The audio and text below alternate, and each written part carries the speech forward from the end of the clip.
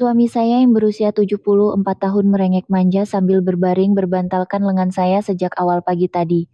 Sudah setahun berlalu sejak umur saya mencecah 61 tahun. Melayan rengekan manja dan kata-kata manisnya. Apatah lagi sebaik sahaja membuka mata pada waktu pagi, telah menjadi rutin harian baharu saya. Adakah jantung saya benar-benar kuat? Kadang-kadang saya risau jantung ini akan meletup karena terlalu bahagia. Dahulu, bekas ibu mertua saya memaksa saya hidup seperti mesin tanpa emosi sepanjang hayat dan merampas segala-galanya daripada saya. Namun kini, seolah-olah ingin membalas dendam, saya hidup disirami kasih sayang yang melimpah ruah daripada suami baharu saya, seorang tokoh korporat yang memiliki aset bernilai Rp10 juta. Tidakkah Anda tertanya-tanya bagaimana saya berjaya membebaskan diri dari neraka itu dan menemui kehidupan baharu yang ibarat surga ini? Kisah ini bermula 3 tahun lalu, apabila bekas suami saya meninggal dunia dan saya kehilangan segalanya. Sebelum saya memulakan kisah ini, sekiranya Anda sudi menekan butang subscribe dan like, ia amat bermakna dan memberi kekuatan kepada saya. Nama saya Salma.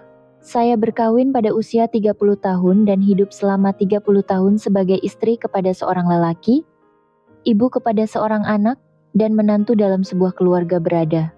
Rumah yang saya diami adalah sebuah banglo 3 tingkat yang tersergam indah di kawasan elit Bukit Tunku, Kuala Lumpur. Pada pandangan mata kasar, saya kelihatan seperti seorang datin yang hidupnya dicemburui ramai. Namun, hakikatnya rumah itu tidak ubah seperti sebuah penjara yang besar buat saya. Ruang tamu yang luas disinari cahaya matahari dan perabot jati yang mewah itu sedikit pun bukanlah milik saya. Segala emosi, senyuman, malah air mata saya, semuanya tidak diizinkan di dalam rumah tersebut. Bekas suami saya, Allahyarham Datuk Johari, adalah seorang lelaki yang kontang emosinya. Sepanjang 30 tahun hidup bersama, tidak pernah sekalipun dia mengucapkan kata, "Abangkan sayang awak" atau "terima kasih" kepada saya.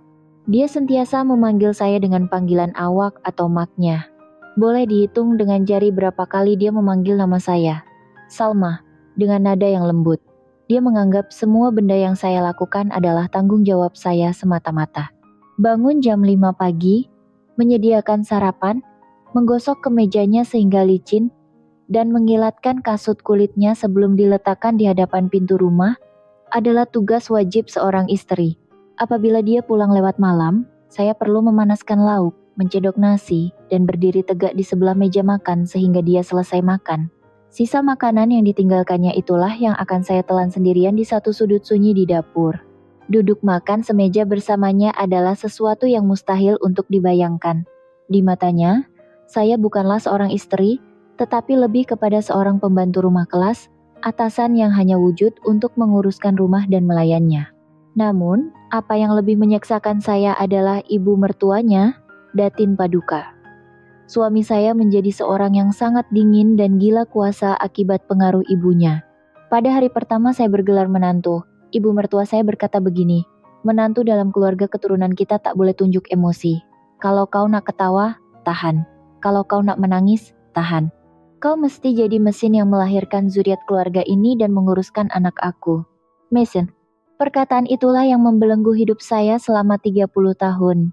Saya benar-benar terpaksa hidup seperti sebuah mesin. Semasa melahirkan anak lelaki kami, Hakim, saya menitiskan air mata kegembiraan, tetapi pipi saya ditampar oleh ibu mertua. Kenapa melalak macam perempuan kampung? Sejak hari itu, saya terpaksa menyembunyikan emosi walaupun di hadapan anak saya sendiri. Jika saya tertawa menonton rancangan televisi, saya akan diherdik karena dianggap tidak beradab. Apabila saya mendapat berita ibu kandung saya sedang tenat dan saya menitiskan air mata, saya dihamun dengan kata-kata kesat. "Kalau kau menangis kau bawa sial dan halau rezeki dari rumah ini." Hidup saya langsung tiada warna. Hanya hari-hari yang kelam dan suram berulang setiap hari. Sebaik saja membuka mata pada waktu pagi, apa yang terlintas di pikiran hanyalah, bagaimana aku nak harungi hari ini? Dan apabila berbaring pada waktu malam, saya sering berdoa agar saya tidak lagi membuka mata keesokan harinya. Hubungan batin bersama suami? Ia bukanlah perbuatan berlandaskan cinta. Sebulan sekali atau 2 kali, dia menjadikan tubuh saya sebagai pelepas nafsunya seperti satu kewajiban, dan kemudian membelakangkan saya. Tiada kata-kata rindu, tiada belayan kasih. Saya hanyalah alat pemuas nafsunya. Ironinya, saya merasakan detik singkat itu adalah lebih baik. Karena sekurang-kurangnya pada waktu yang singkat itu, saya masih boleh merasakan sisa-sisa hakikat bahwa saya ini seorang wanita, seorang manusia yang masih bernafas. Pada waktu-waktu lain saya hanyalah perabot yang bernafas dan robot yang boleh bercakap. Anak saya Hakim juga tidak rapat dengan saya.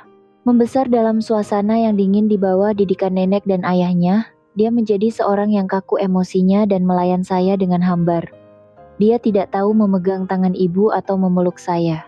Dia tidak pernah belajar untuk mengucapkan kata-kata manis seperti, ibu penat ke hari ini? Saya tidak boleh bergantung harap walau kepada anak saya sendiri. Di dalam banglo yang luas itu, saya adalah pendatang asing yang terasing dan keseorangan. Begitulah berlalunya 30 tahun kehidupan saya. Tiada senyuman pada wajah saya, yang tinggal hanyalah garis-garis kedut kesedihan, dan hati saya bernanah menanggung luka yang tiada siapa tahu. Setiap malam saya melihat ke cermin dan bertanya kepada diri sendiri, Salma, siapakah kau? Untuk apa kau hidup? Tetapi tiada jawaban yang kembali. Saya sudah lama kehilangan diri saya sendiri. Saya hanya sekadar memegang tanda nama sebagai istri Datuk Johari, ibu kepada Hakim, dan menantu keluarga Datin Paduka. Individu yang bernama Salma seolah-olah sudah mati. Sehinggalah pada suatu hari satu retakan kecil mula muncul dalam kehidupan kelam saya. Retakan yang tidak pernah saya sangka akan menjadi seberkas cahaya yang menyelamatkan saya dari neraka. Jika Anda ingin tahu bagaimana kisah ini berkembang, bagaimana saya keluar dari hidup yang mengerikan itu dan kini bangun setiap pagi dengan jantung yang berdegup kencang dipenuhi kebahagiaan, pastikan Anda terus menonton. Langganan like dan tetapan loceng Anda adalah semangat yang besar buat saya untuk terus bercerita. Sokongan hangat Anda semua adalah penawar yang paling bermakna buat saya. Terima kasih. Retakan dalam hidup kelam saya bermula dengan kematian mengejut suami saya, Datuk Johari. Ia adalah satu tragedi yang mendadak. Namun pada masa yang sama, ia adalah permulaan kepada sebuah pembebasan yang kejam yang menterbalikan seluruh hidup saya. Seperti biasa, suami saya keluar pada awal pagi dengan alasan ada temu janji bermain golf. Saya mengemas bag klub golf dan pakaian sukan untuknya, meletakkannya di pintu hadapan, dan mengucapkan hati-hati bang, namun dia pergi tanpa menoleh ke belakang. Saya tidak sangka itu adalah pandangan terakhir saya terhadapnya. Kira-kira jam 11 pagi, saya menerima panggilan dari nomor yang tidak dikenali. Suami saya dilaporkan rebah di klub golf akibat serangan jantung yang teruk. Saya bergegas ke hospital dengan panik, tetapi dia sudah menjadi mayat yang kaku. Dokter bertanyakan beberapa soalan, tetapi telinga saya seolah-olah pekak.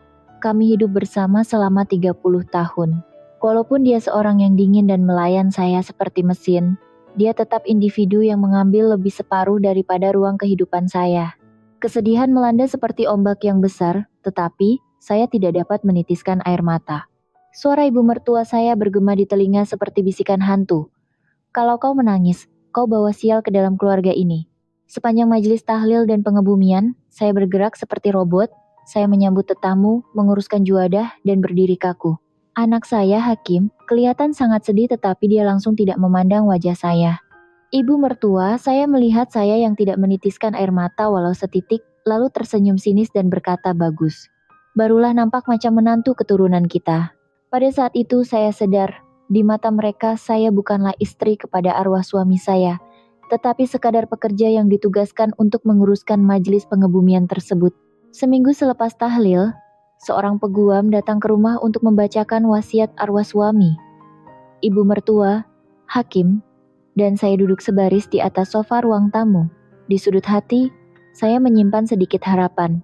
Walaupun saya hidup merana, sekurang-kurangnya selepas 30 tahun, mungkin ada sedikit belas kasihan yang ditinggalkannya untuk saya. Namun, isi wasiat tersebut menghancurkan harapan saya berkeping-keping. Segala harta suami saya banglo 3 tingkat di Bukit Tunku, akaun simpanan, pegangan saham yang bernilai jutaan ringgit semuanya diwasiatkan kepada Hakim. Dengan syarat, sebelum Hakim berkawin dan membina hidup sendiri, segala hak pengurusan harta diletakkan di bawah kuasa penuh ibu mertua saya.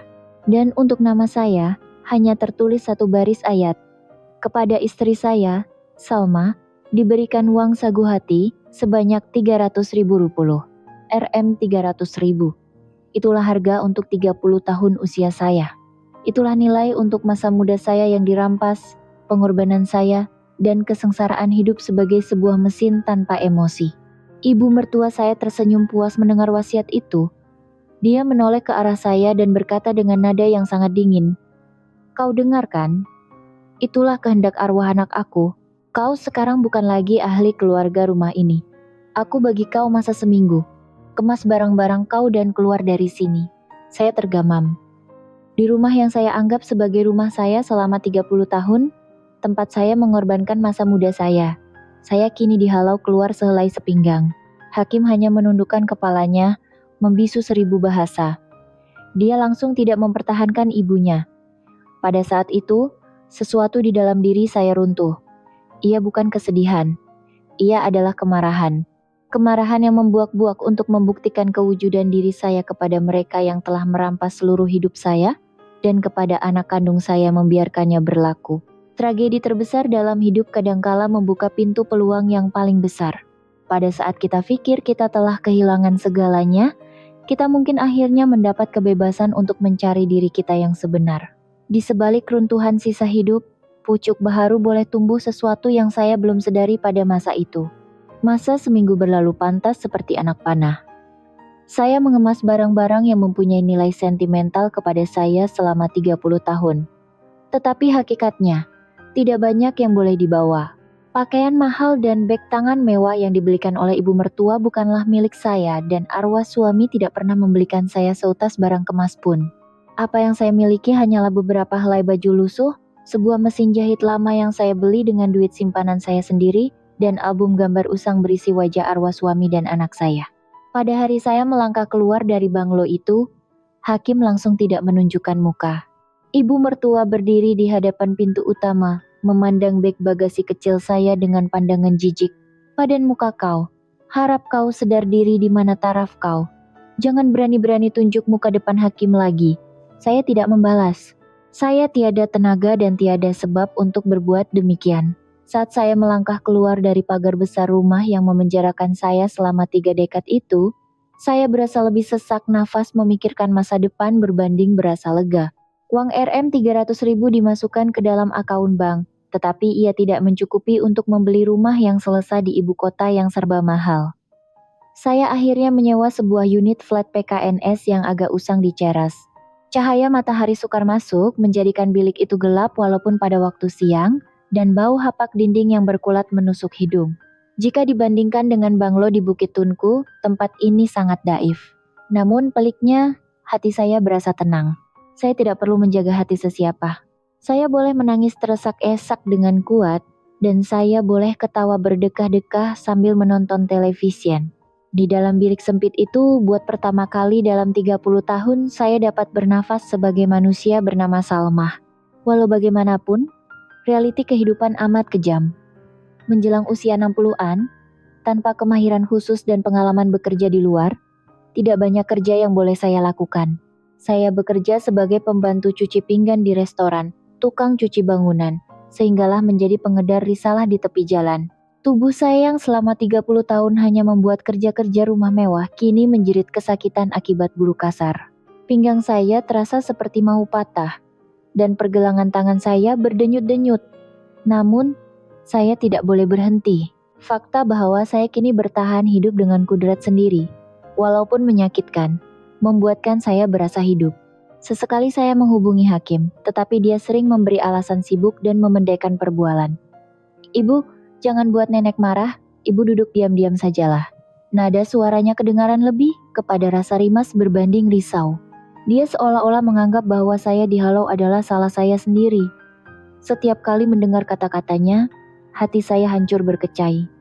Tetapi saya tidak menyalahkan anak saya. Membesar dalam persekitaran toksik seperti itu, bagaimana mungkin dia dapat menyelami hati seorang ibu? 2 tahun berlalu. Akibat kerja keras dan kesunyian, fisikal dan mental saya semakin keletihan. Sehinggalah pada suatu hari, di papan kenyataan pusat pekerjaan kawasan perumahan, saya terpandang sebuah iklan kerja kosong, mencari pembantu rumah dan teman berbual untuk warga emas keseorangan. Makan minum, tempat tinggal disediakan, gaji lumayan. Entah mengapa, Hati saya tertarik. Mungkin disebabkan frasa teman berbual. Selama 30 tahun, saya tidak pernah menjadi teman berbual sesiapa, dan tiada siapa yang mau mendengar cerita saya. Saya mengumpul keberanian dan menghubungi nomor yang tertera. Beberapa hari kemudian, saya dipanggil untuk sesi temu duga. Alamat yang diberikan adalah sebuah banglo mewah di kawasan elit Kenny Hills. Saya terpaksa menukar bus beberapa kali untuk sampai. Banglo itu sama besar dan tersergam indah seperti rumah lama saya di Bukit Tunku. Saya teragak-agak di hadapan pintu pagar. Mampukah orang seperti aku bekerja di tempat sebegini? Tetapi saya tiada tempat untuk berpatah balik. Saya menarik nafas panjang dan menekan loceng rumah. Pintu dibuka oleh seorang wanita pertengahan umur yang memperkenalkan dirinya sebagai penyelia rumah tersebut. Dia membawa saya masuk. Rumah itu dipenuhi perabot antik dan lukisan mahal. Tetapi peliknya, ia terasa sunyi tanpa kehangatan manusia. Di ruang tamu, duduk seorang lelaki warga emas. Kelihatan berusia awal 70-an, rambutnya telah memutih, berkacamata, dan sedang merenung tenang keluar tingkap. Apabila menyadari kehadiran saya, dia menoleh perlahan. Pandangan matanya dalam, dan entah mengapa kelihatan sangat redup dan bersedih. Dialah Tan Sri Asman, lelaki yang bakal menjadi majikan baharu dalam hidup saya. Pertemuan dengannya akan mengubah hidup saya 180 derajat, sesuatu yang tidak pernah saya bayangkan. Puan Salmah, betul? Suara Tan Sri Asman kedengaran rendah dan lembut. Ia sangat berbeza dengan nada suara bekas suami saya yang sentiasa tajam dan berbaur arahan. Saya mengangguk dengan perasaan gemetar. Ya, Tan Sri? Dia tidak memandang saya atas dan bawah seperti menilai. Dia hanya menatap terus ke dalam mata saya dan berkata, "Duduklah dengan selesa. Jangan anggap ini temu duga, anggap saja kita sedang bersembang." Saya melabuhkan punggung dengan berhati-hati di atas sofa yang bertentangan dengannya. Perasaan tenggelam ke dalam sofa yang empuk itu terasa amat asing. Dia mempelawak saya meminum teh panas yang dihidangkan oleh penyelia rumah dan mula membuka ceritanya sendiri. Saya berumur 74 tahun ini. 2 tahun lepas, arwah istri saya meninggal dunia.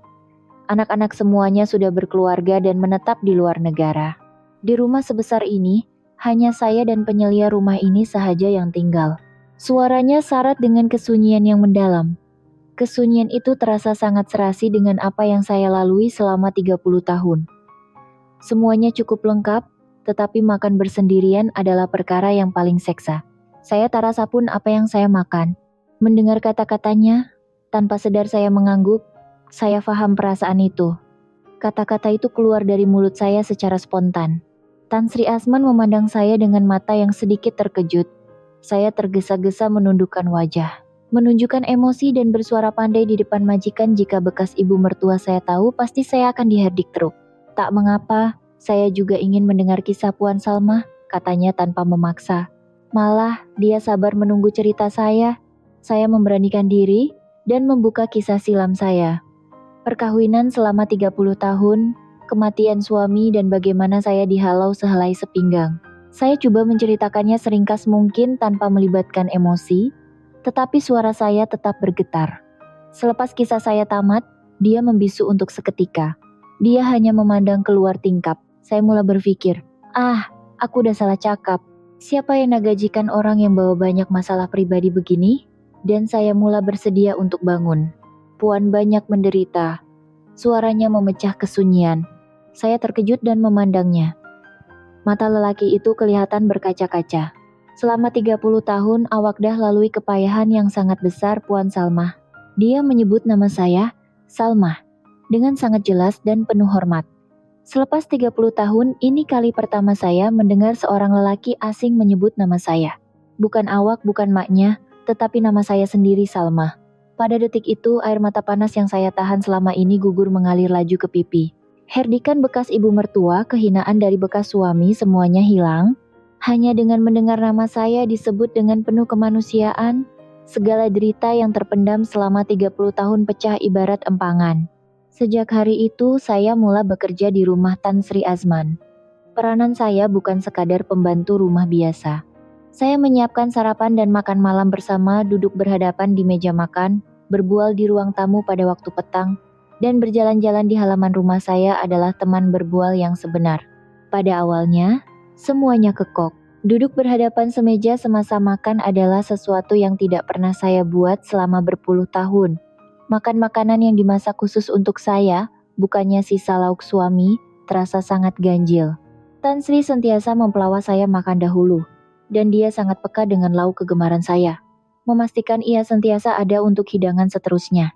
Salma, saya perasan awak suka ulam dan sambal belacan ini. Saya suruh tambah sedikit lagi tadi. Salma, hari ini cuaca baik. Boleh kita pusing-pusing di taman petang nanti? Sikap penyayangnya amat asing bagi saya. Saya hanya tahu menjawab, baik Tan Sri, dan saya tidak tahu bagaimana hendak bereaksi lebih dari itu. Tetapi dia memahami kekok saya dan perlahan-lahan mendekati saya. Suatu hari, ketika saya sedang mencuci pinggan di dapur, dia berjalan senyap-senyap dan berdiri di sebelah saya. Dia mengambil kain bersih dan mula mengelap pinggan yang telah saya bilas. Tan Sri, biar saya yang buat. Saya terkejut dan coba mengambil kain dari tangannya. Tetapi dia tertawa kecil dan berkata, setakat kerja macam ni saya pun boleh buat. Sepanjang hidup saya hanya tahu makan hasil air tangan arwah istri, sekaranglah masanya saya nak belajar sikit-sikit. Kami berdiri berdampingan membersihkan pinggan mangkuk. Bunyi buih sabun, bunyi pinggan berlaga, dan gelak tawa kecil kami memecah kesunyian dapur yang selama ini sepi. Pada waktu itu, saya merasai satu ketenangan yang tidak pernah saya alami sejak 30 tahun. Dalam renungan hangat matanya, saya berasa seolah-olah saya menemui semula jiwa Salma yang telah lama mati. Namun, saya tidak sadar bahwa kehangatan itu akan menyalakan satu percikan api di hati saya yang telah lama membeku. Masa berlalu, saya semakin biasa dengan kehidupan di rumah Tan Sri Azman. Malah, ia melangkaui rasa biasa, saya mula berasa sangat selesa. Dia tidak pernah melayan saya seperti orang bawahan. Dia sentiasa menghormati saya dan meminta pendapat saya. Salma, malam nih kita nak makan lauk apa? Kita masak apa yang Salma teringin makan? Salma, drama nih nampak menarik. Nak tengok sama-sama? Dalam setiap bait katanya sentiasa ada perkataan kita atau sama-sama. Saya tidak lagi keseorangan. Ada seseorang yang menyambut pagi bersama saya, makan malam bersama, tertawa, dan berbual bersama saya. Wajah saya juga mula berubah. Rona suram yang melekat selama 30 tahun mula pudar, dan tanpa sadar saya lebih kerap tersenyum. Apabila saya melihat cermin, kerutan tebal di dahi saya nampak semakin berkurangan. Pada suatu petang hujung minggu, hujan turun dengan lebat di luar. Kami sedang duduk di sofa ruang tamu sambil mendengar alunan musik perlahan. Sambil memandang titisan hujan di luar tingkap, dia bersuara perlahan. Bila hujan turun, saya lebih rindukan arwah istri saya. Dia sangat suka duduk tepi tingkap minum kopi panas bila hari hujan. Suaranya syarat dengan kerinduan terhadap isterinya. Saya teringatkan bekas suami saya. Maafkan saya berkata begini, tetapi saya langsung tidak merinduinya. Dia hanyalah manusia yang memberi luka kepada saya. Tan Sri pasti sangat cintakan arwah Puan Sri, kata saya. Tentu sekali, dia segala-galanya dalam hidup saya. Tetapi, saya kurang tunjukkan perasaan masa hidupnya. Selalu beri alasan sibuk bekerja, alasan segan, saya kedekut nak ucap abang sayang awak dan terima kasih. Itulah kekesalan saya yang paling besar sekarang. Pengakuannya menyentuh hati saya. Saya juga tidak pernah mendengar ucapan cinta dari suami saya. Tetapi alasannya jauh berbeza. Salma tak rindukan arwah suami? Tanyanya berhati-hati. Saya teragak-agak sebentar. Boleh ke saya berterus terang? Sejujurnya, saya tak rindu. Dia hanyalah orang yang buat hidup saya merana. Jawaban saya membuatkan dia memandang saya dengan riak terkejut. Saya meneruskan kata-kata dengan tenang. Selama 30 tahun, saya bukan isterinya. Saya cuma mesin tanpa perasaan. Tak pernah sekalipun saya rasa dicintai. Sambil saya bercerita, tanpa sadar air mata mengalir laju. Tan Sri Azman tidak berkata apa-apa. Dia bergerak ke sebelah saya dan dengan lembut, dia membalut bahu saya dengan lengannya. Haba badannya terasa sangat menenangkan. Dia tidak memberikan kata-kata pujukan. Dia hanya menemani saya dalam diam sehingga tangisan saya reda. Kesunyiannya itu memberi lebih banyak ketenangan daripada apa jua kata-kata. Sejak hari itu, ada perubahan halus dalam hubungan kami. Dia menjadi lebih berhati-hati ketika bersama saya, dan dalam pandangan matanya, terdapat rasa belas ihsan yang disusuli dengan perasaan yang lebih dalam. Semasa bersiar-siar, Dia akan berjalan perlahan mengikut langkah kaki saya. Semasa menuruni tangga, dia secara semula jadi memegang lengan saya. Setiap kali dia berbuat demikian, jantung saya berdegup laju tanpa rela. Tak boleh macam ini. Akal saya memberi amaran, tetapi hati saya tidak berdaya melawan layanan manisnya. Sebulan berlalu. Tiba hari jadi saya. Saya tidak memberitahu sesiapa. Selama 30 tahun, saya tidak pernah diraikan dengan majelis hari jadi, dan saya tidak biasa menerima ucapan tahniah. Namun pada petang itu, selepas selesai makan malam dan melangkah ke ruang tamu, saya tidak percaya dengan apa yang saya lihat. Di atas meja kopi, ada sebiji kek kecil dan sejambak bunga yang sangat cantik. "Selamat hari jadi, Salma," katanya sambil tersenyum lebar. Saya terkedu dan kaku berdiri. Dia menyambung dengan nada agak segan. "Bulan lepas masa saya uruskan beberapa dokumen rasmi di pejabat kerajaan, saya terpandang salinan kad pengenalan Salma. Rupanya hari ini hari jadi awak." Saya hilang kata-kata. Hakikat bahwa ada seseorang yang mengingati tarikh lahir saya dan menyambutnya terasa seperti mimpi. Di hadapan kek yang bernyala lilinnya, dia menyanyikan lagu Allah Selamatkan Kamu dengan suara yang perlahan. Akhirnya, saya tewas dan menangis terseduh-seduh. Ia bukan tangisan kesedihan. Ia adalah air mata terharu dan kebahagiaan yang meluap-luap yang pertama kali saya rasai dalam tempoh 30 tahun. Dia menghulurkan sebuah kotak hadiah kecil kepada saya. "Bukalah." Di dalamnya, terdapat seutas rantai mutiara yang sangat cantik. Hadiah pertama, yang bersinar dalam hidup saya, yang selama ini berwarna kelabu. Saya sadar pada waktu itu hubungan yang sejati bukanlah tentang kejutan yang gah, tetapi detik-detik kecil seperti makan bersama dan saling memanggil nama. Apa yang paling diperlukan oleh manusia bukanlah uang atau pangkat, tetapi sekurang-kurangnya seorang individu yang menghargai kewujudan kita seadanya. Kehangatan yang sedikit itu sudah cukup untuk membina semula dunia seseorang yang telah musnah. Pada malam hari jadi itu, saya masuk ke dalam bilik dan berdiri di hadapan cermin. Saya memakai rantai mutiara yang dihadiahkan oleh Tan Sri Azman. Sentuhan sejuk mutiara di kulit seolah-olah menyadarkan diri saya yang selama ini kebas. Saya bukan lagi sebuah mesin tanpa emosi. Saya adalah Salma yang tahu berdebar karena kebaikan seorang lelaki dan mampu menitiskan air mata. Tetapi bersama dengan kebahagiaan itu, datang sebuah ketakutan. Layakkah aku menerima layanan sebaik ini? Adakah ada niat lain di sebalik kebaikannya? Kehidupan tertindas selama 30 tahun telah memprogram otak saya untuk mendahulukan keraguan dan rasa tidak selamat. Saya memandang wajah saya di cermin dan mengingatkan diri sendiri. Sadar diri Salma, dia cuma majikan kau. Jangan melampaui batas. Mulai keesokan harinya, saya dengan sengaja coba menjauhkan diri daripada Tan Sri. Kami masih makan bersama, tetapi saya mengelak daripada berbual panjang. Apabila dia memandang saya dengan tatapan yang mesra, saya pantas mengalihkan pandangan. Perubahan tingkah laku saya itu pasti disadarinya. Namun, dia tidak bertanya apa-apa. Dia melayan saya dengan hormat seperti biasa, seolah-olah sedang memberi masa dan menghormati keputusan saya. Sehinggalah pada suatu petang, ketika saya sedang mengemas dapur, dia datang secara senyap-senyap. "Salma." "Iya, Tan Sri," jawab saya tanpa berpaling memandangnya. "Ada apa-apa kesalahan yang saya dah buat pada awak?" Nada suaranya kedengaran sangat berhati-hati. Tangan saya yang sedang mengelap pinggan dengan kain bersih terhenti. "Tidak, Tan Sri tak buat salah apa-apa. Tapi nampak macam awak coba mengelak daripada saya sejak kebelakangan ini. Kalau saya ada buat awak rasa tak selesa, saya minta maaf." Kata-katanya membuatkan jantung saya seolah-olah luruh. Saya sadar yang saya sedang melukakan hatinya. Saya menoleh perlahan-lahan ke arahnya. Wajahnya kelihatan rungsing dan kecewa. "Tan Sri tak buat apa-apa yang salah. Masalahnya ada pada diri saya." "Pada Salma?" "Ya, saya tak biasa menerima kebaikan orang. Lebih-lebih lagi dari seorang lelaki." Suara saya bergetar. Sepanjang hidup saya selalu pikir yang saya ini tak layak disayangi. Tapi bila Tan Sri layan saya dengan terlalu baik, saya jadi keliru. Saya tak tahu nak buat apa.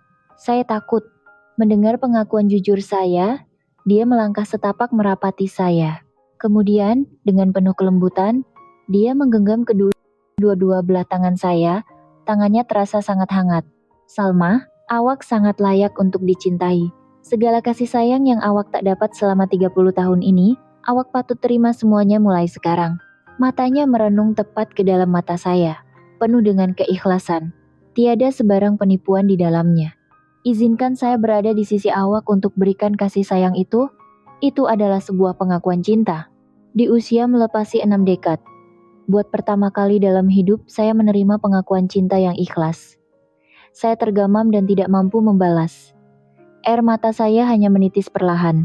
Menganggap kesunyian saya sebagai jawaban yang positif, dia menarik tangan saya menuju ke ruang tamu.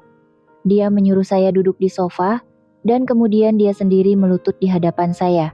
Tan Sri, jangan buat begini. Saya panik dan coba menariknya bangun, tetapi dia memegang erat tangan saya.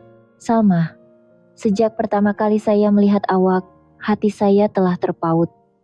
Kekuatan awak yang tak pernah luntur walaupun dihimpit derita, dan pandangan mata awak yang masih menyimpan kehangatan itu, semuanya telah menawan hati saya.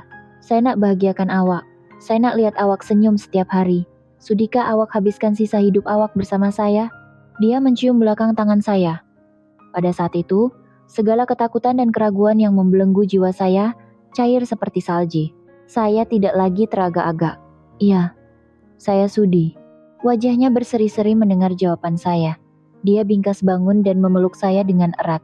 Berada di dalam pelukannya, buat pertama kali dalam tempo 30 tahun, saya melepaskan tawa yang benar-benar ikhlas dan bahagia. Pada malam itu, kami bukan lagi majikan dan pekerja. Kami adalah dua jiwa yang berjanji untuk menyembuhkan luka masing-masing dan menghabiskan sisa hidup bersama. Sebagai penganut agama Islam, kami faham batasan agama. Kami tidak terikat dengan majelis persandingan yang gah atau adat yang membebankan. Cukup sekadar akad nikah yang ringkas di pejabat agama bersama beberapa saksi. Kami sah disatukan sebagai suami istri. Malam pertama saya bersama Tan Sri Asman, kini saya memanggilnya Abang Asman, merupakan satu fase hidup yang benar-benar baru buat saya. Jika 30 tahun lalu hubungan intim hanyalah satu kewajiban yang dingin, malam itu adalah pertukaran kasih sayang yang sangat tulus. Dia melayan saya dengan sangat berhati-hati dan menghargai saya seperti bidadari. Setiap detik dia memerhatikan riak wajah saya, berbisik, "Awak, oke? Ada rasa sakit?" Melalui layanannya, deria kewanitaan saya yang telah lama terkubur kembali bernafas. Dia membelai parut luka hidup saya selama 30 tahun. Tangannya mengusap tangan saya yang kasar dan memicit bahu saya yang tegang akibat buruh kasar bertahun-tahun lamanya. Sentuhannya perlahan-lahan merungkaikan segala beban dan luka yang terikat di dalam dada. Tubuh sayang nih, dah lalui banyak sangat kesusahan, bisiknya dengan nada yang sangat sebak. Mendengar kata-katanya, saya menangis lagi. Pernahkah ada orang yang memandang susuk tubuh saya dengan pandangan yang penuh kasihan seperti ini? Pada malam itu, kami bukan sekadar bersatu secara fisikal. Kami memeluk jiwa masing-masing dengan erat, memberi penawar antara satu sama lain. Mengagumkan bagaimana pada usia 60-an dan 70-an, kasih sayang yang begitu hangat masih boleh berputik.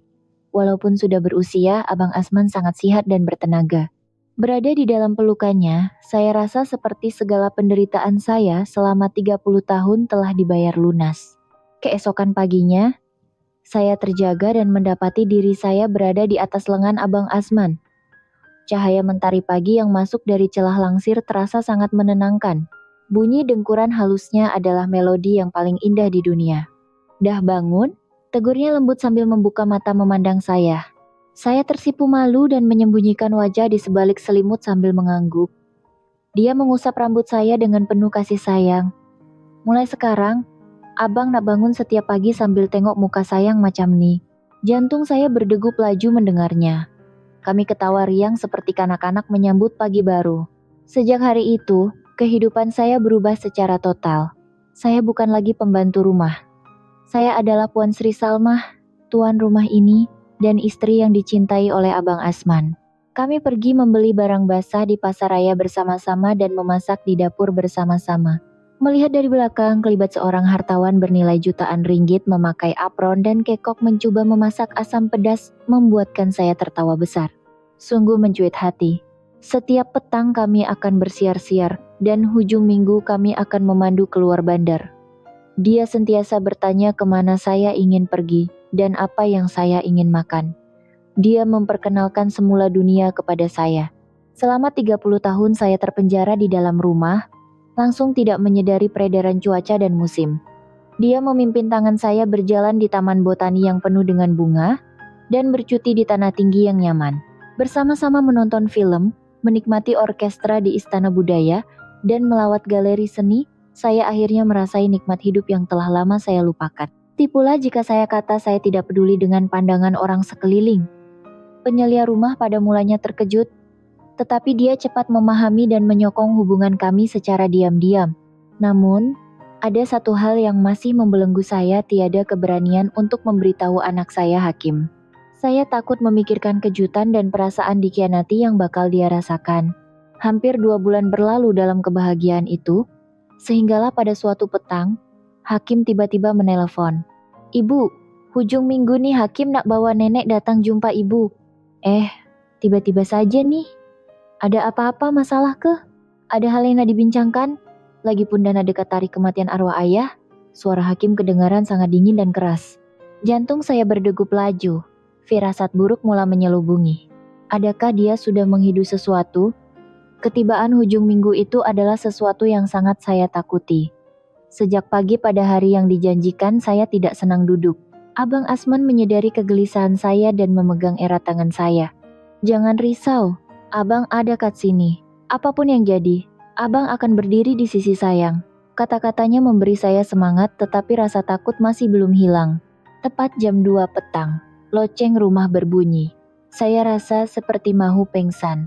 Apabila saya membuka pintu, Hakim berdiri dengan wajah yang tegang, dan di sebelahnya adalah bekas ibu mertua saya dengan riak wajah yang lebih bongkak. "Ibu? Jadi ini tempat ibu bekerja jadi kuli?" Hakim melilaukan pandangannya ke dalam rumah dengan nada menyindir.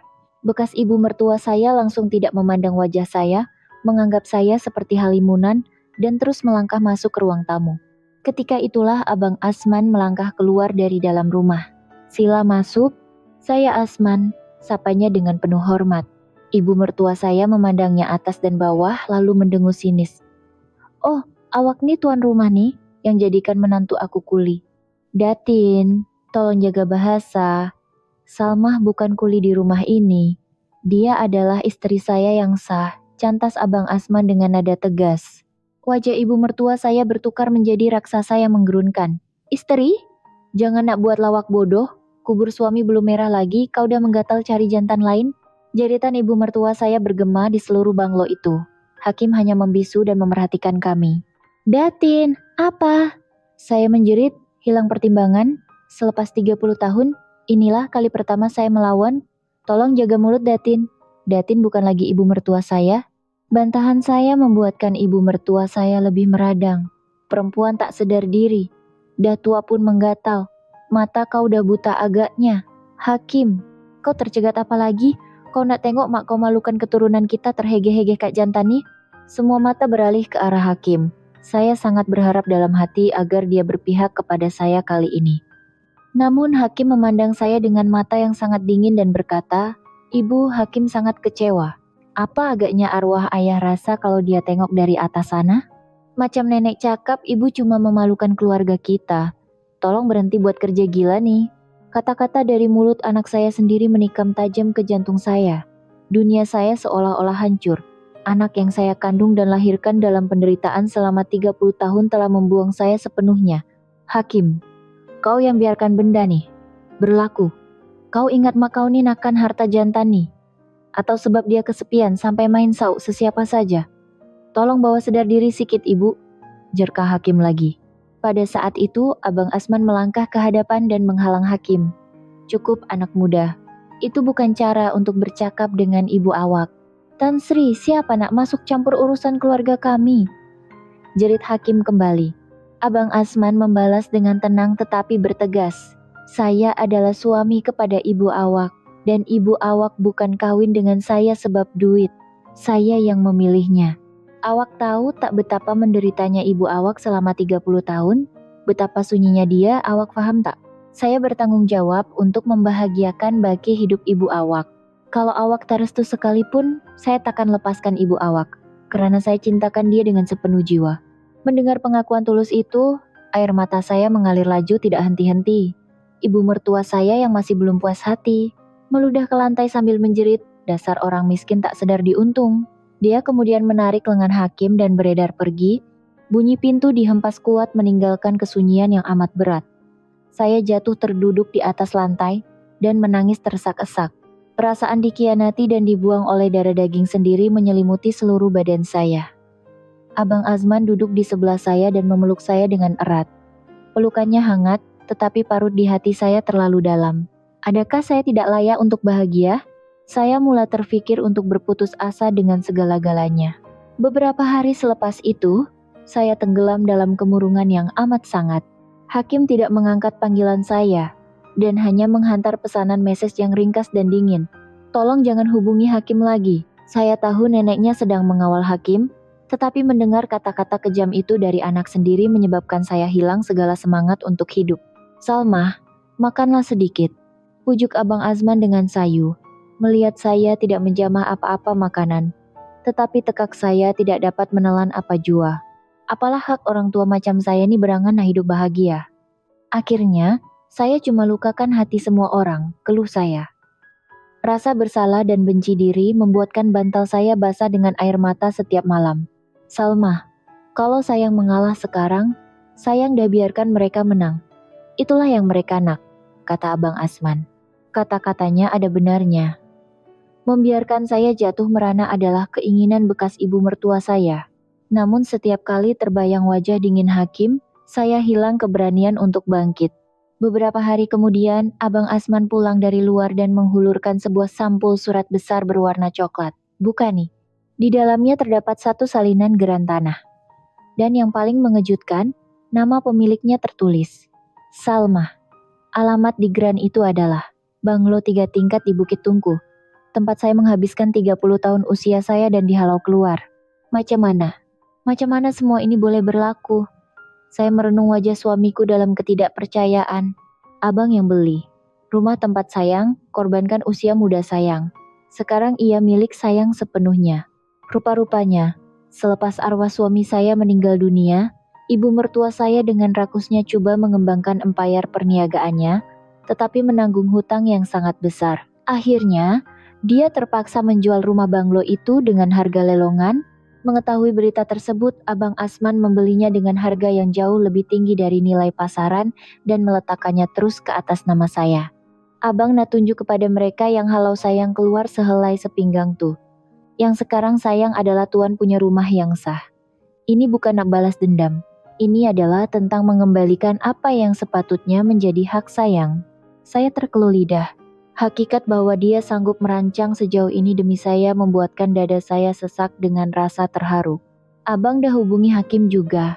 Abang suruh dia datang ke rumah tuh esok. Hakim, kenapa? Pergi dan tunjukkan kepada mereka betapa hebat dan kuatnya sayang sekarang.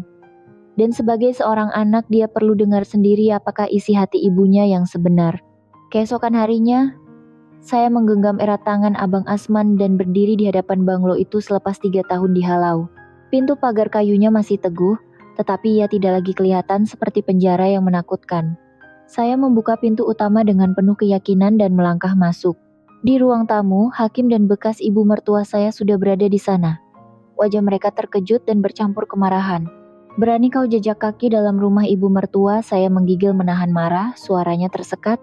Datin, mulai hari ini adalah rumah saya. Saya menatap tepat ke dalam mata wanita tua itu. Buat pertama kali dalam 30 tahun, saya tidak menikus walau sedikit pun di hadapannya. Hakim, saya memanggil nama anak saya. Ibu tahu Hakim salah faham pada ibu. Jadi hari ini, ibu nak perbetulkan segala-galanya. Saya menceritakan segala derita yang saya lalui selama 30 tahun. Layanan ngeri yang saya terima dari neneknya. Siapakah arwah ayahnya yang sebenar? Dan bagaimana saya bertemu dan diselamatkan oleh seorang insan bernama Tan Sri Azman. Sepanjang saya bercerita, riak wajah Hakim berubah-ubah. Walaupun neneknya menjerit menuduh saya mereka-reka cerita, Hakim jelas kelihatan goyah. Dan Hakim, ibu tak pernah berniat nak buang Hakim. Hakim adalah satu-satunya anak ibu. Tapi sekarang ibu juga berhak untuk hidup demi diri ibu sendiri. Bukan sebagai istri sesiapa, bukan sebagai hamba sesiapa, tapi sebagai Salmah yang berhak bahagia. Kalau Hakim betul-betul sayangkan ibu, tolong fahami pilihan ibu. Adakah keikhlasan saya telah sampai kepadanya? Hakim terdiam lama sebelum menoleh ke arah neneknya. Nenek, cukup. Sekarang Hakim dah paham kenapa ibu buat keputusan macam ni. Hakim kemudian memandang ke arah saya, suaranya tergetar-getar. Ibu, Hakim minta maaf. Hakim yang salah. Hakim yang tak pernah paham derita ibu. Air mata tumpah dari mata anak saya. Itu adalah tangisan pertamanya yang saya lihat sejak 30 tahun. Pada saat itu, saya sadar anak saya sebenarnya sangat menyayangi saya. Dia cuma tidak pernah diajar bagaimana untuk meluahkan rasa cinta di dalam keluarga yang pincang emosi itu. Pada hari itu kami berpelukan erat dan menangis sepuas-puasnya. Ia adalah saat segala dendam dan luka 30 tahun lalu cair dan dibawa pergi. Hubungan yang terjalin semula dengan anak saya membuka lembaran baru dalam hidup. Hakim membawa diri keluar dari rumah neneknya dan berpindah masuk ke banglo saya tinggal bersama kami. Pada mulanya, Hakim kelihatan canggung dengan Abang Azman, tetapi keikhlasan dan sifat kebapaan suami saya membuatkan Hakim perlahan-lahan membuka pintu hatinya. Abang Azman melayan Hakim umpama anak kandungnya sendiri, dan ada kalanya memberikan teguran tegas sebagai seorang bapa. Hakim seolah-olah baru pertama kali merasai kasih sayang seorang bapak yang sejati. Bekas ibu mertua saya akhirnya membuang kami dari hidupnya. Terkejut dengan kenyataan bahwa cucunya sendiri tidak menyebelahinya, dia tidak pernah lagi memunculkan diri. Saya tidak menyimpan dendam kepadanya. Saya memilih untuk menganggap bahwa dia juga mungkin hanyalah seorang mangsa kepada sebuah tradisi lama dan zaman yang tidak memihak kepada wanita. Di dalam rumah yang berjaya saya tawan kembali selepas 30 tahun ini, saya hidup bersama dua lelaki kesayangan saya, menjadi sebuah keluarga yang sebenar. Setiap pagi kami bertiga akan bersarapan bersama sambil bergurau senda. Hakim sentiasa memuji saya, "Lau ibu memang yang paling sedap di dunia," dan Abang Azman akan memandang kami dengan senyuman puas. Pada waktu malam, kami berkumpul di ruang tamu menonton televisian dan berbual tentang rutin harian masing-masing. Ia adalah kehidupan normal yang telah saya impikan selama berpuluh tahun. Cinta saya dan Abang Azman semakin mendalam dari hari ke hari. Walaupun sudah bernikah, kami saling mencurahkan rasa kasih tanpa mengenal erti malu, persis orang muda bercinta. Dia masih lagi berbaring di atas lengan saya setiap pagi, merengek dengan manja dan saya melayaninya dengan senyuman. Melayari sisa usia emas dengan percintaan yang seakan membuai rasa ini adalah satu anugerah yang saya syukuri setiap hari. Suatu hari, Hakim bertanya dengan penuh berhati-hati, Ibu betul-betul bahagia sekarang?" "Tentu sekali, Ibu adalah orang yang paling bahagia di dunia sekarang." Mendengar jawaban saya, Hakim tersenyum lega. "Syukurlah, bila Ibu bahagia, Hakim pun rasa bahagia." Satu ayat dari anak saya itu sudah cukup untuk menebus segala penderitaan 3 dekad saya. Saya bukan lagi milik sesiapa. Saya adalah pemilik mutlak hidup saya sendiri. Dan di sebelah saya, ada 2 orang lelaki yang menganggap saya sebagai insan yang paling berharga di dunia. Ada pepatah mengatakan, hidup ini belum tamat selagi ia belum benar-benar berakhir. Pada usia 60-an, saya sangka saya telah kehilangan segala-galanya. Tetapi akhirnya saya memperoleh harta yang paling bernilai, cinta sejati, keluarga, identiti diri, dan kebahagiaan hakiki. Detik ketika kita pikir kita sudah terlambat, mungkin itulah detik yang paling tepat. Kepada Anda di luar sana, sinar mentari yang hangat pasti akan menyinari hidup Anda suatu hari nanti. Balas dendam saya yang paling agung bukanlah memaafkan. Ia adalah dengan membuang mereka sepenuhnya daripada pentas kehidupan saya dan membuktikan bahwa saya boleh bersinar jauh lebih terang daripada mereka. Kejayaan empayar perniagaan dapur Salmah hanyalah permulaannya. Suatu malam, ketika saya dan Abang Azman sedang menikmati makan malam bersama, dia menyuarakan satu ide. "Salmah, Abang rasa sangat rugi bila sayang hanya terkurung buat kerja rumah selama 30 tahun. Abang nak dunia luar tengok betapa hebatnya bakat istri Abang. Kenapa tak coba ceburkan diri dalam perkara yang sayang suka?" "Perkara yang saya suka? Sepanjang hidup saya cuma tahu berdiri di ceruk dapur sajalah, Bang," jawab saya, kurang yakin. Perkataan impian adalah sesuatu yang terlalu mewah untuk saya sebut. "Tidak, Salmah. Masakan sayang ada magis yang boleh menyentuh hati orang. Ada kehangatan ibu dan ketulusan hati dalam setiap hidangan. Apa kata kita bina satu jenama berbekalkan resepi rahasia sayang? Segala modal dan sokongan, abang akan sediakan. Cadangannya membuatkan jantung saya berdegup kencang kembali. Saya yang selama ini hanya memasak mengikut telunjuk orang, tidak pernah mendapat walau sepatah pujian kini bakal memiliki jenama produk makanan atas nama sendiri. Membayangkannya saja sudah cukup buat saya meremang. Boleh ke? Boleh. Ke saya buat bang? Mestilah boleh. Sayang ada abang. Dan sayang ada Hakim kan? Keyakinan dalam matanya menyuntik semangat baharu dalam diri saya. Malam itu, kami berjaga sehingga lewat malam membincangkan hala tuju dapur Salmah. Dengan gabungan visi perniagaan Abang Azman yang hebat, pemikiran modern pemasaran Hakim, dan kepakaran 30 tahun saya memasak asam pedas, rendang dan lauk kampung, kami yakin kami tidak akan gagal. Begitulah tercetusnya, dapur Salmah bukan sekadar kedai makan, tetapi satu jenama pes masakan dan makanan sedia dimakan, RTE Premium berasaskan lauk pauk Melayu asli. Hakim menguruskan bahagian pemasaran digital dan logistik pengedaran, manakala saya mencurahkan seluruh tenaga ke dalam pembangunan resepi dan kawalan quality. Jangkaan kami tepat, menggunakan slogan Air Tangan Bonda, produk kami mendapat sambutan luar biasa sebaik sahaja dilancarkan. Buat warga kota yang sibuk, masakan saya bukan sekadar mengalas perut, tetapi menjadi pengobat rindu kepada masakan ibu di kampung halaman. Apabila perniagaan semakin maju, saya mulai menerima pelbagai tawaran dari stasiun televisi. Saya pernah dijemput menjadi tetamu dalam program Temu Bual Pagi seperti Nona dan Wanita Hari Ini, di mana saya menceritakan kisah pahit manis kehidupan saya secara jujur. Kisah saya yang dikurung 30 tahun dihalau sehelai sepinggang dan akhirnya menemui cinta sejati serta empayar perniagaan pada usia senja, memberi inspirasi dan tangisan kepada ramai penonton di seluruh Malaysia. Tidak lama selepas program televisi itu disiarkan, restoran utama Dapur Salmah menerima kunjungan seorang tetamu istimewa. Tetamu itu adalah bekas ibu mertua saya. Keadaannya kini sangat berbeza. Dia kelihatan amat selekeh, cengkung, dan daif berbanding setahun yang lalu. Empayar bisnisnya musnah, segala hartanya disita bank, dan dia kini hidup merempat menyewa bilik sempit. Tanpa mempedulikan maruahnya, dia melutut di lantai restoran dan menangis sambil memegang kaki seluar saya dengan tangannya yang berkedut kasar. "Salmah, aku minta ampun. Aku dulu bukan manusia. Tolonglah, selamatkan aku." Orang tua ni dah tak ada tempat natuju, dia meraung. Melihat tubuh tua yang pernah meranapkan hidup saya 30 tahun lalu meratap di kaki saya, entah mengapa saya tidak merasai kepuasan dendam. Sebaliknya, terbit rasa belas kasihan. Saya membantunya bangun, memintanya duduk di meja, dan menyuruh pekerja saya menghidangkan set nasi lauk pauk kampung yang paling lazat dan istimewa dari dapur kami. Hidangan panas yang tidak pernah sekalipun dia hidangkan kepada saya selama 3 dekad dahulu. Makanlah puas-puas, Datin. Dan selepas ini, tolong jangan tunjukkan muka di sini lagi. Kehidupan Datin sekarang adalah tanggung jawab Datin sendiri. Saya tidak menghulurkan walau 1 sen wang pun. Saya tahu simpati murahan hanya akan merosakkan lagi hidupnya.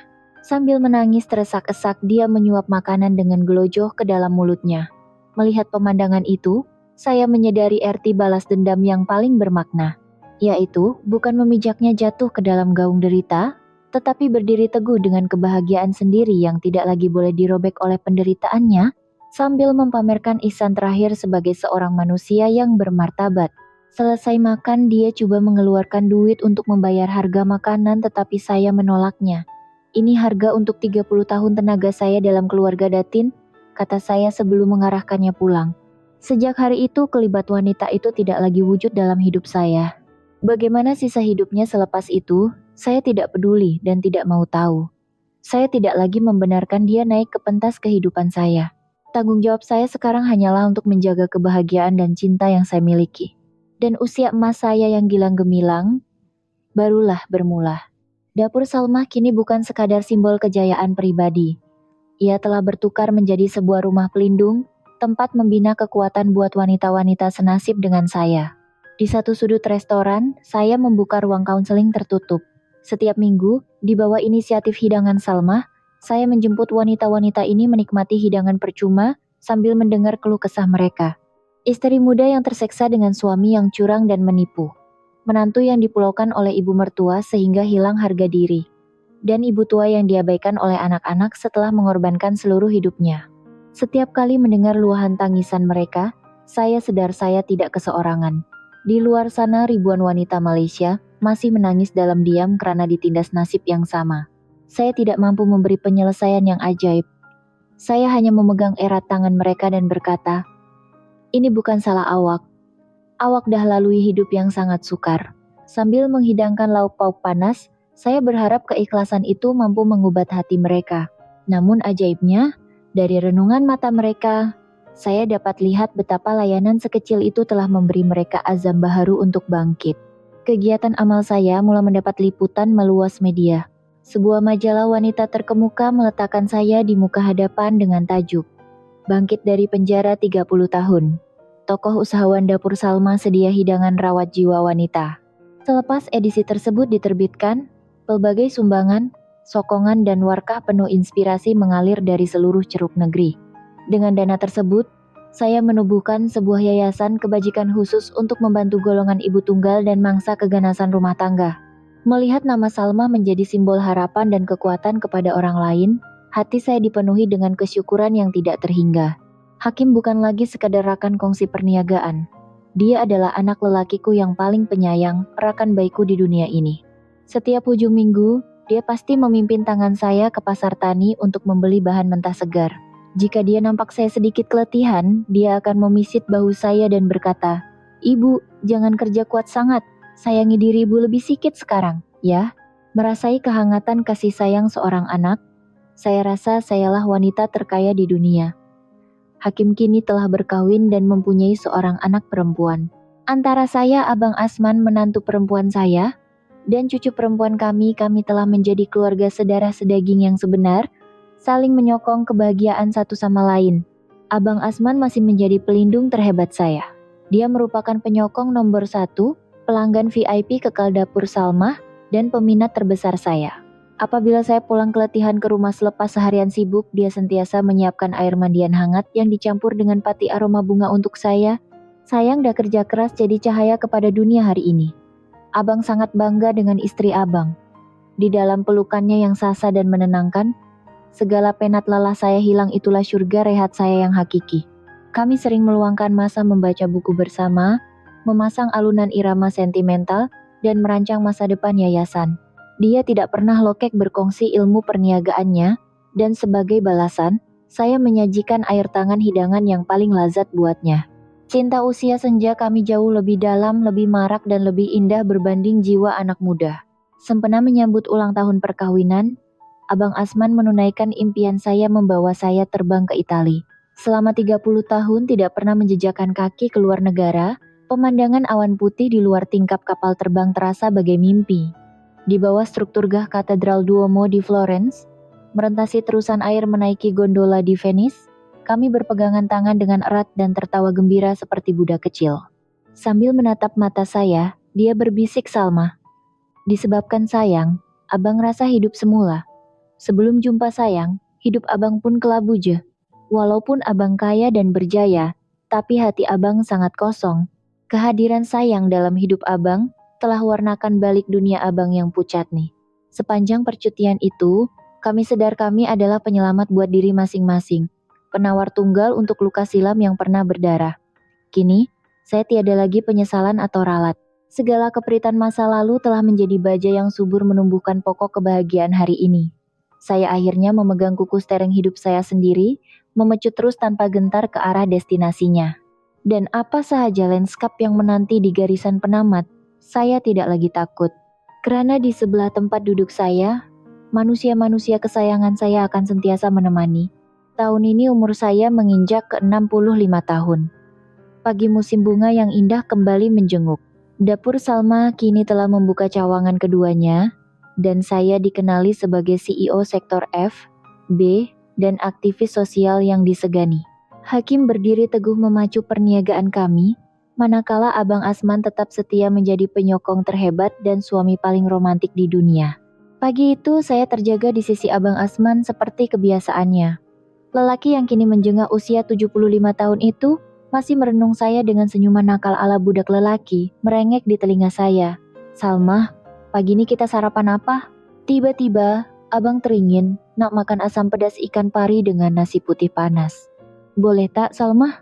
Mendengar dia memanggil nama saya dengan manja, saya secara otomatik teringat kembali kata-kata bekas ibu mertua saya 35 tahun yang lalu.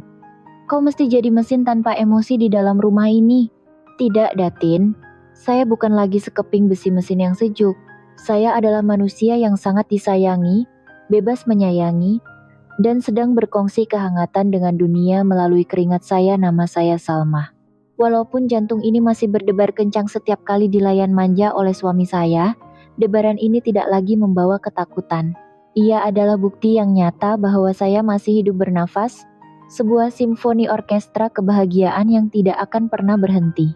Saya mengukir senyuman dan mencium lembut dahi Abang Asman. Baiklah, Kanda kesayanganku. Sayang akan masakan asam pedas yang paling sedap dalam dunia untuk Abang. Tunggu sekejap, ya. Langkah kaki saya ke dapur terasa seringan kapas. Ditemani pancaran matahari pagi yang menembusi ruang dapur, saya menyanyi kecil sambil mereneh pes cili kering dan asam jawa untuk kuah asam pedas. 30 tahun yang lalu, di dapur kelam Banglo di Bukit Tungku itu, saya memasak karena terpaksa dan takut. Kini, masakan yang sama digaul dengan penuh rasa syukur dan cinta yang melimpah ruah. Dahulu, saya tidak dibenarkan mencicip walau sesuduk kuah lauk yang bakal dihidangkan ke meja makan, tetapi hari ini, saya memegang sudip takdir untuk mengolah resepi hidup saya sepenuhnya, mengikut cita rasa saya sendiri.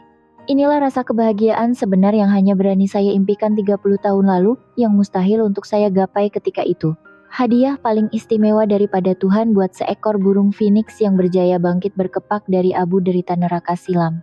Buat Anda yang sedang membaca, mungkin ada antara kalian yang sedang merangkak hilang arah dalam terowong gelap kehidupan hari ini, dan tidak berani untuk menanam angan-angan menjadi bahagia. Jangan sesekali menyerah kalah. Hayat Anda belum tamat.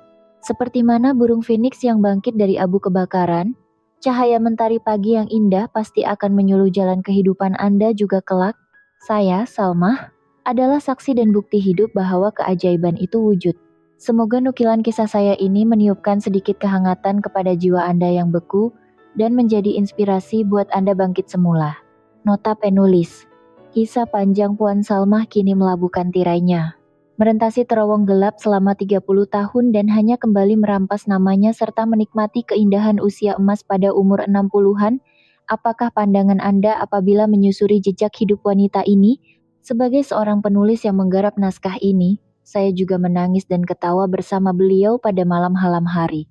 Di penghujung sisa emosi cerita ini, saya ingin berkongsi refleksi pribadi tentang nilai-nilai kemanusiaan dan pengajaran yang boleh dicedok dari watak Salma untuk diaplikasikan ke dalam hidup kita.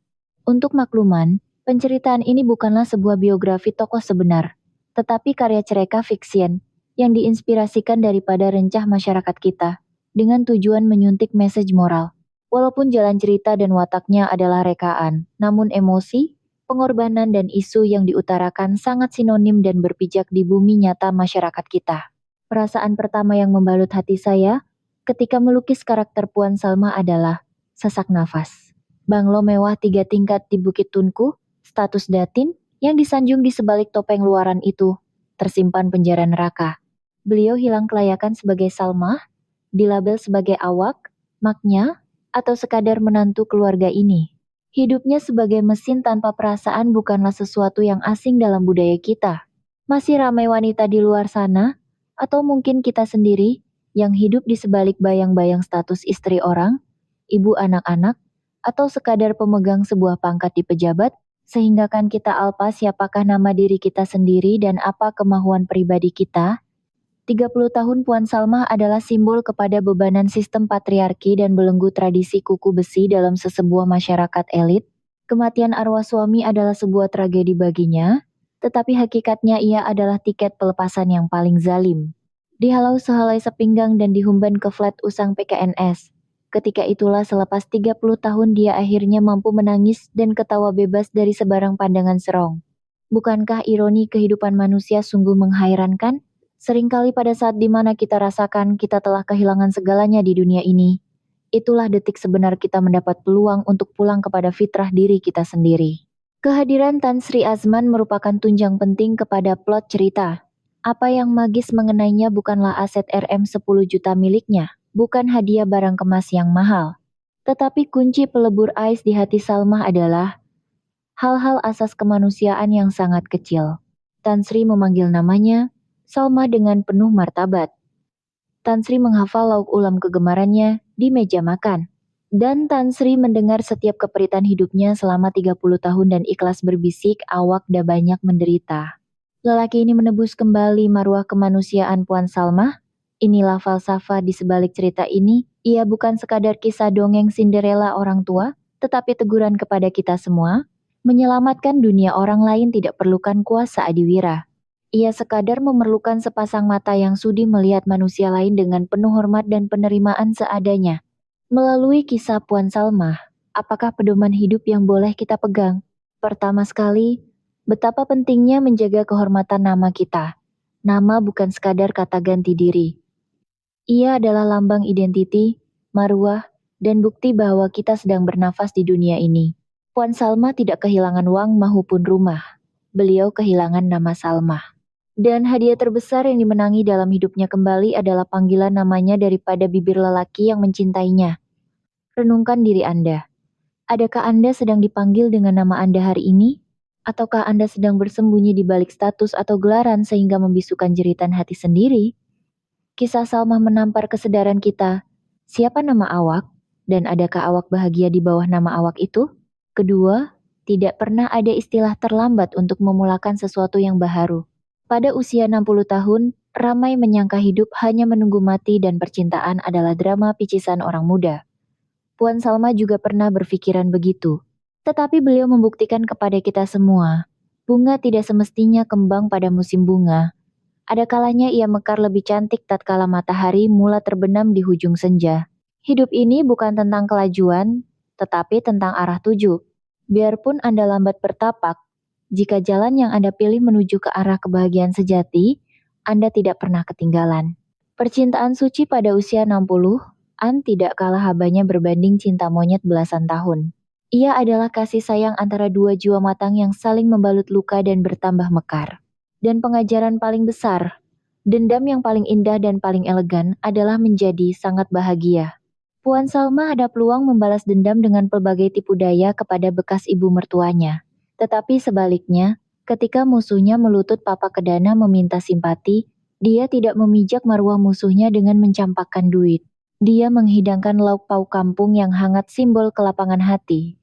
Kelapangan hati ini hanya terbit setelah Puan Salmah mencapai tahap ketenangan dan kebahagiaan yang sangat maksimum dalam dirinya. Dendam bukanlah menyiksa lawan kita. Dendam sejati adalah di saat lawan kita merana, sedikit pun tidak menggugat keamanan kita karena kita sedang sibuk tersenyum dengan kejayaan hidup yang cemerlang. Bangkit bagai Phoenix dari abu kemusnahan adalah plot penceritaan yang paling agung. Karya ini dihasilkan karena saya ingin mengangkat martabat wanita yang terhilang arah.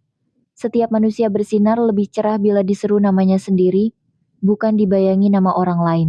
Bekas suami dan ibu mertua Salma adalah watak hitam, tetapi mereka juga mungkin mangsa kepada ideologi pemikiran lampau yang sakit.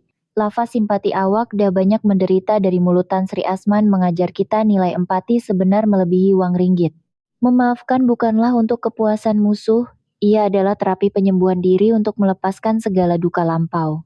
Perubahan drastik Hakim juga menunjukkan bahwa manusia itu rapuh dan boleh dicorakkan semula dengan kuasa keikhlasan.